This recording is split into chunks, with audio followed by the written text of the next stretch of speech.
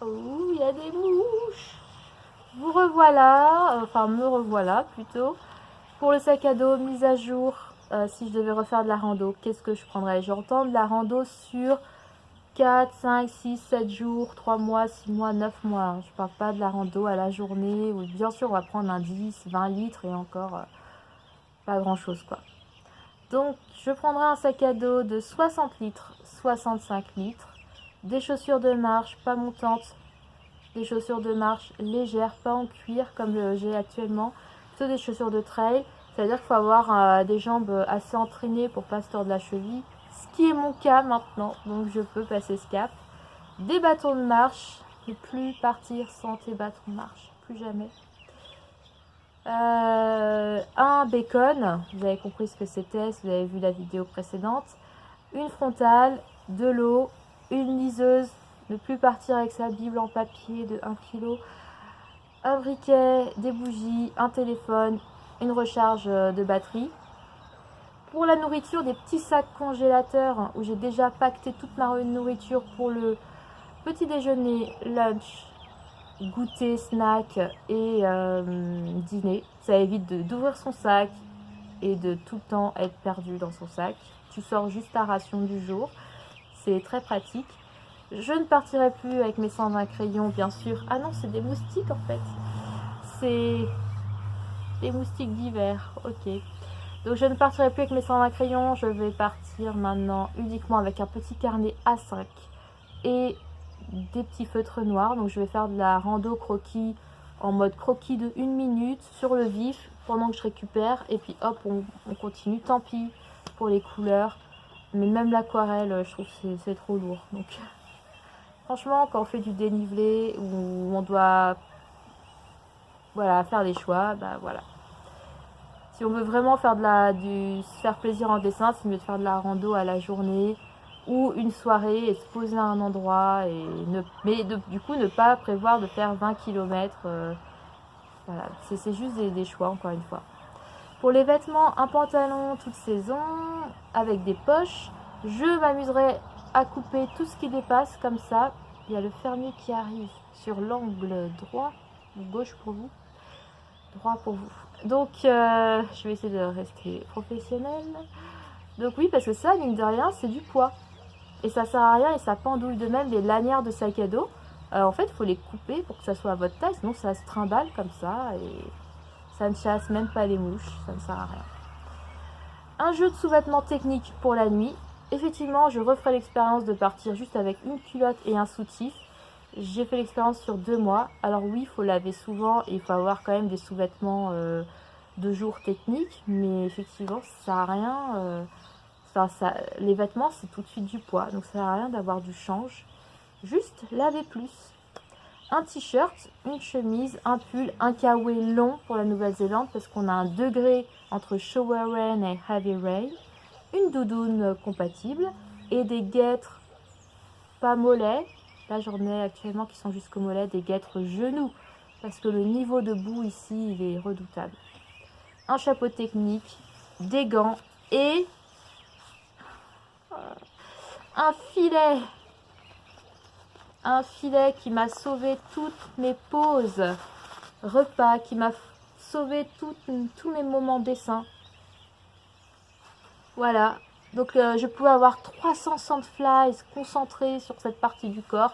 Elle ne pouvait pas me piquer. Et je pouvais manger, hop. J'avais aussi des gants spéciaux. Mais ça, c'est un super investissement. Le filet anti-sandflies, anti-moustiques. Même limite, si tu as envie de dormir le soir avec ton filet. C'est possible. Bon, après, il ne faut pas avoir peur de s'étrangler avec la corde. Mais je prendrai... je repasse au poste cuisine. Désolée, ma liste est un peu sans dessus-dessous. Un couteau, un bol souple et un réchaud. Un bol souple rétractable, j'insiste. Je trouve ça super pratique. Voilà. Souple, mais en plus que tu peux replier. Ça, c'est super idée. Donc niveau, bon, c'est un peu dans tous les sens. En tout cas, pas de déo, effectivement, ça sert à rien.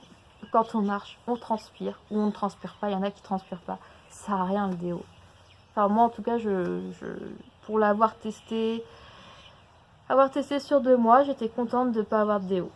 Après, je ne sais pas autour de moi, mais je pense pas que je sens. Même au niveau des chaussures, je suis pas quelqu'un qui sent. Donc voilà. Un savon qui fait tout, le corps, les cheveux, les vêtements.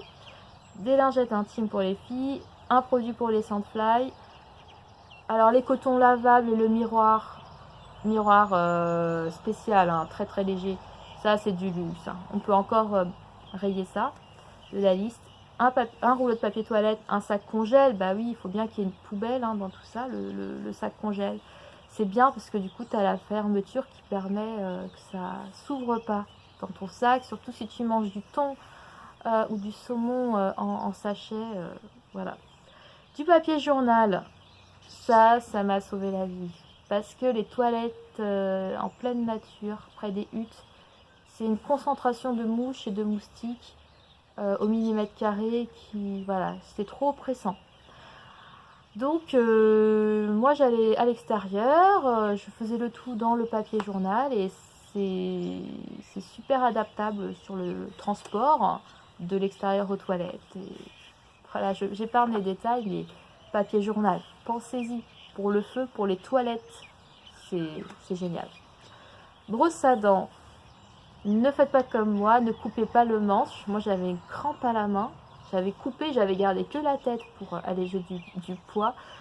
Voilà, gardez un petit peu de manche de votre brosse à dents. Cure-oreille, je valide. Le taillong, j'ai fait l'erreur de ne pas le prendre. Et en fait, les ongles de pied, ça pousse super vite quand on fait de la rando, particulièrement. Donc le taillong, un mini taillong ou une lime, mais quelque chose. Dentifrice, désinfectant, un peigne, une crème solaire, huile du visage et un stick à lèvres. J'insiste parce que il y a quand même le trou de la couche d'ozone hein, et franchement, moi je ressemblais vraiment à Gandalf le Gris avec un filet sur la tête. Bon, une thé d'oreiller, oui, pourquoi? Parce que moi, en fait, je mets ma doudoune et tous mes vêtements dans cette thé, ça me fait un oreiller. Et il ne va pas exploser. Alors qu'il y a plein de personnes qui ont un oreiller gonflable. Bon, après, c'est vrai que ça va pas tout le temps non plus exploser. Enfin, le nombre de chances est faible. Mais bon, la taille d'oreiller, c'est sympa. C'est ton doudou, quoi. La toile de survie, le duvet, un sursac, un drap de rêve, je ne dis pas un sac à viande, un tapis de sol. Parce que même s'il y avait des matelas de sol dans les huttes, je trouvais que c'était pas, ça sentait, que c'était pas très hygiénique. Donc je rajoutais mon tapis de sol.